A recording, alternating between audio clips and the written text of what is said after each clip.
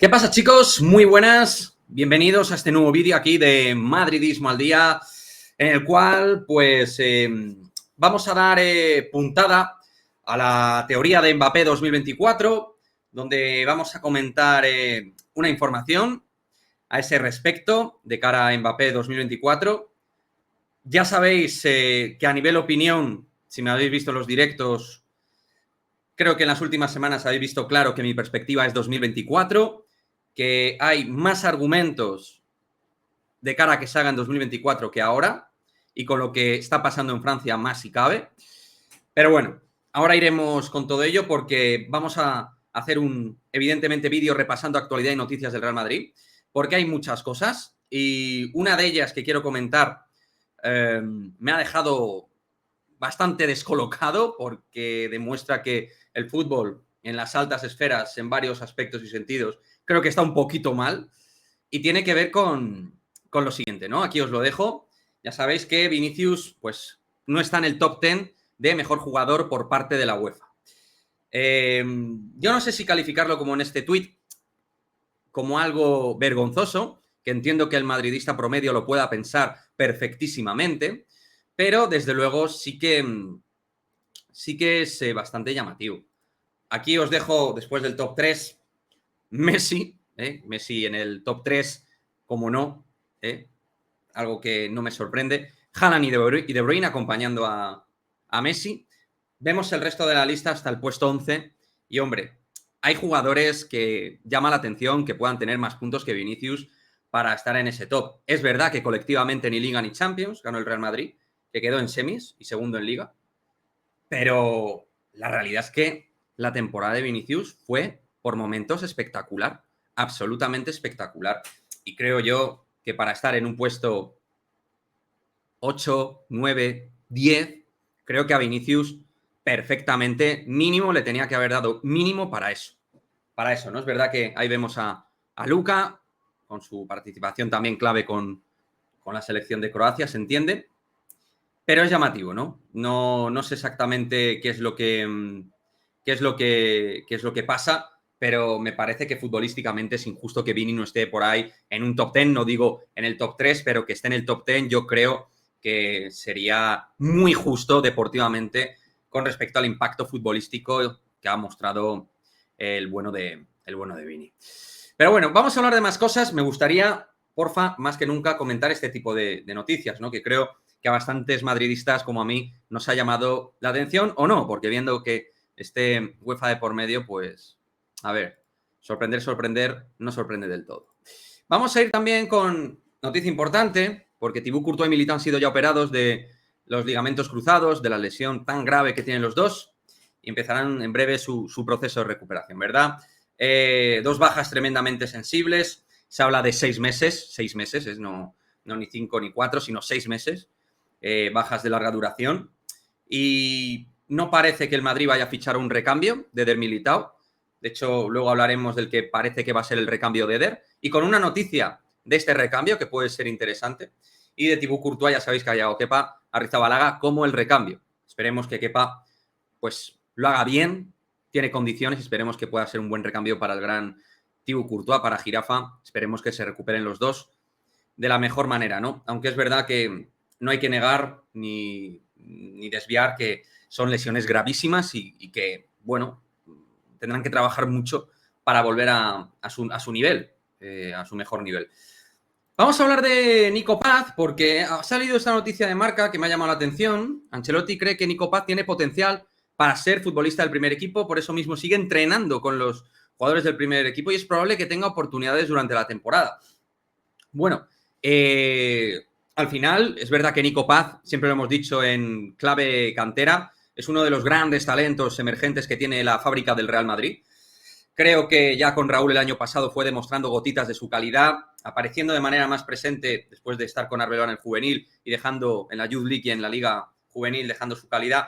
Luego en el Castilla, siendo también incluso recambio de Sergio Arribas, que estuvo un periodo con lesión en ese tramo medio final.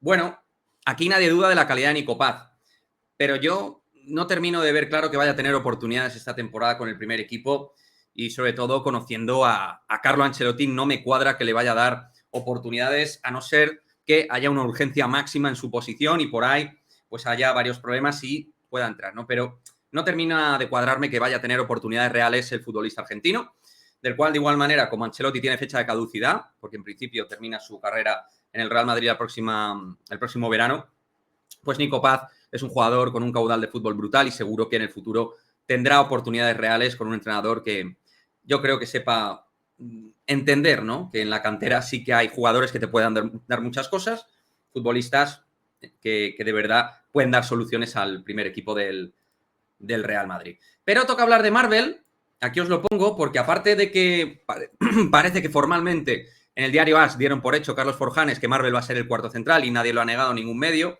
y parece que todos los medios tienen claro de que no va a haber ninguna incorporación, aunque se ha hablado levemente desde Inglaterra de Aymeric Laporte, que tiene una oferta de Al Nassr de Arabia Saudí. No me termina de cuadrar Laporte en el Real Madrid, ya esto lo he explicado en el directo de hoy. Centrándome en Marvel, creo que esta noticia es interesante. Se está ya haciendo el plan de renovación 2026 para una de las, en teoría, joyas, o no tan en teoría, porque por facultades físicas y potencial tiene muchísimo. Es un central que tiene grandes cualidades físicas y técnicas con su zurda. Como central saca muy bien el balón, fortísimo en los choques, pero es verdad que a nivel de concentración a veces se pierde un poco en los partidos y de colocación le cuesta. Y ha tenido algún error grosso con el Real Madrid Castilla. De hecho, a mí Rafa Marín a día de hoy me parece superior a Marvel, lo cual no quiere decir que el techo de Marvel sea inferior al de Rafa, que no considero que Marvel tenga un techo inferior, porque por cualidades incluso está igual o por encima. Pero luego a nivel de rendimiento, Rafa como central ha estado por encima en el sistema de tres centrales con respecto a un Marvel, que es verdad que también te puede ayudar en el lateral izquierdo en un momento determinado si tienes problemas. Es decir, en ese sentido es un jugador bastante polivalente. O sea que, bueno, vamos a estar atentos a la temporada en el primer equipo de Marvel, que por condiciones atléticas y técnicas es de los mejores jugadores de la fábrica del Real Madrid, sin lugar a dudas, pero que en cuanto a rendimiento en su primer año como tal, de facto, en el Real Madrid Castilla, ha ofrecido cosas buenas, pero también algunas dudas. Razonables también entendiendo que es un futbolista que dio un salto importante del juvenil al Castilla, ¿no? Así que vamos a ver cuál es la transición de Marvel, pero ya sabéis, Marvelous, jugador que además ya es internacional en categorías inferiores de España, de origen marroquí, pues va a estar trabajando en dinámica primer equipo con ficha del Real Madrid Castilla, es decir, no va a ocupar obviamente ningún tipo de ficha en el primer equipo. Y quería comentar con vosotros ya todo lo que tiene que ver con Mbappé, ¿no? Primero quiero comentar el vídeo de Rodrigo Fáez, que ha comentado, que ha hecho en su canal, perdón. Os lo voy a poner aquí. En resumen, a Niño, como siempre, haciendo un curro brutal, de los mejores canales cuentas de Twitter Real Madrid. Dice, el Real Madrid, dice Rodrigo, el Real Madrid estuvo en contacto con el futbolista en este mercado de fichajes. Hay cosas que no puedo decir ahora, esto me apetece, porque Rodrigo me parece un profesional y seguro que tiene info de primera mano buena al respecto, que en un momento dado, si al final Mbappé no llega, entiendo que él justificará de alguna manera para dar a entender por qué este verano ha agitado tanto este asunto.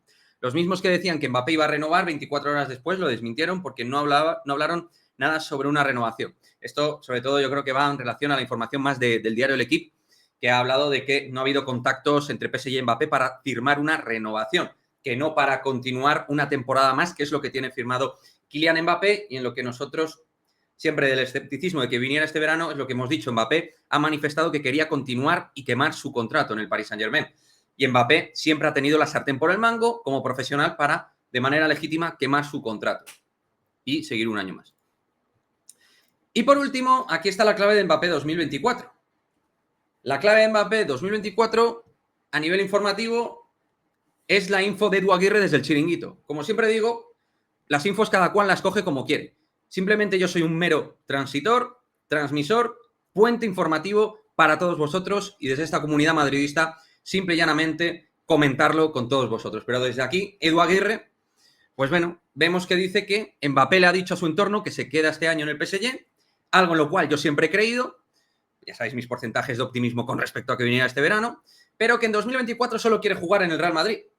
Y es que el Real Madrid, la realidad es que, dejando obviamente el número 9, ese número 9 iba para Mbappé si se daba la casiústica y la situación de que pudiera firmar este verano.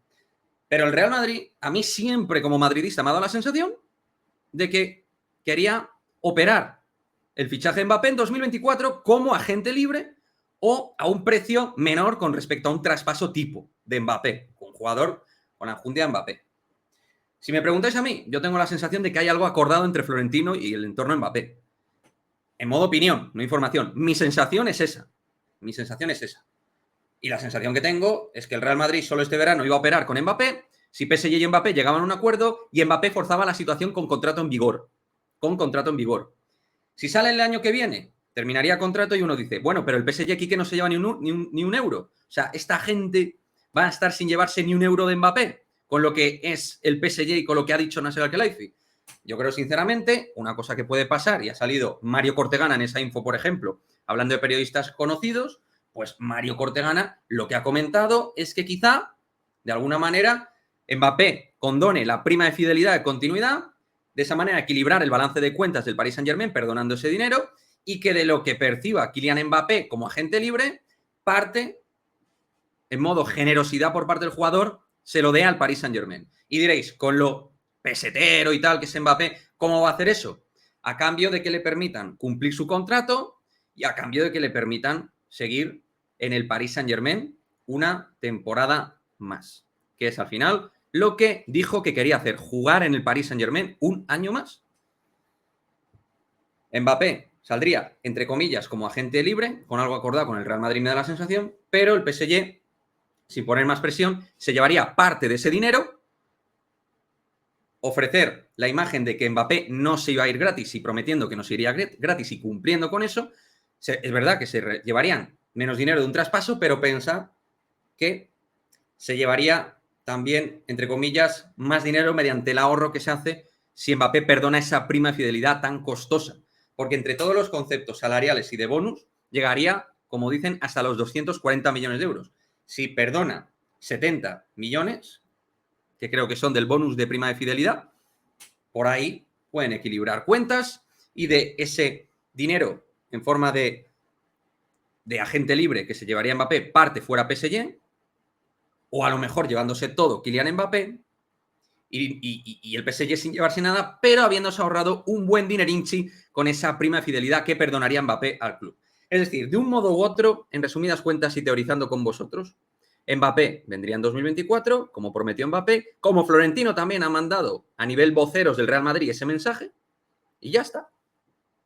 En fin, me gustaría vuestra teoría. ¿Qué opináis como madridistas? Sé que estáis cansados, muchos cerraréis la puerta a Mbappé, pero como siempre os digo, a lo mejor yo también la cerraría porque estoy cansado, pero Florentino va por una línea distinta a los aficionados porque piensa como empresario y piensa como presidente, como debe ser, como hace bien en hacer como presidente del Real Madrid. En fin, ¿cómo lo veis? ¿Qué pensáis? ¿Qué va a ocurrir? ¿Pensáis que puede venir este verano? ¿Que haya una puerta abierta? ¿Pensáis que en realidad todo iba para 2024 tal y como se estuvo hablando anteriormente y como ahora las infos parece indicar que es todo para operar en 2024? Del resto de noticias, Vinicius, ¿cómo veis que no está ni en el top 10 de mejor jugador de la UEFA de la temporada? En fin, comentádmelo todo, como siempre, en el cajón de comentarios y nos vemos en el próximo vídeo. Chao, chao.